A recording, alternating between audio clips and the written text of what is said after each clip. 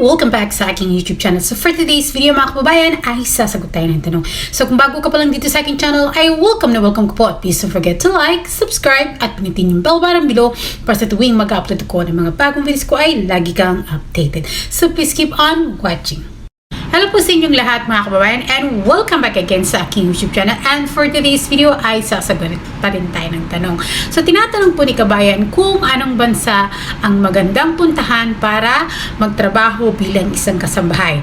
Dubai, Kuwait, Saudi, Singapore, Hong Kong, Malaysia at iba pa. Hi sa iyo kabayan, shout out! So para po sa kalaman ninyo mga kabayan, si kabayan po ay nasa Pilipinas pa at nagbabalak po siyang mag-ibang bansa at pumasok bilang isang kasambahay. So kabayan no, sa totoo lang, wala po yan sa bansa. At alam naman natin na ang pag-a-abroad po, ang pagtatrabaho sa ibang bansa ay swertehan lamang po. So kahit po mapunta ka sa mga Europe countries, sa mayayamang bansa mga kabayan, wala pa rin yan kasiguraduhan. Tanging kapalaran lamang po ang makakapagsabi. Destiny mga kababayan.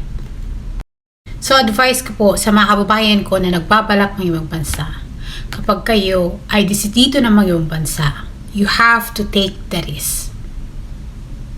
Dito po sa ibang bansa mga kababayan, bawal po ang mahina. Kailangan malakas po yung loob nyo.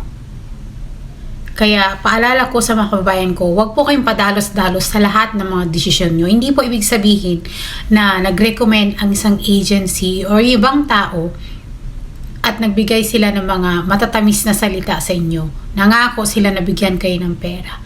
Huwag po kayong matniwala. Dapat kayo po ay may sariling desisyon.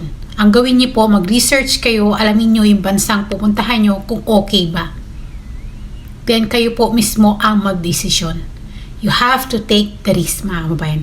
Uulitin ko na wala po yan sa bansa. Destiny po yan at ang pag-a-abroad po ay swertehan lamang. So hanggang dito na nga lang po itong video na to at sana po kabayan ay nasagot ko yung tanong mo. At maraming salamat po sa patuloy na panunood at pagsuporta ng aking channel. Stay safe and God bless us all. Bye!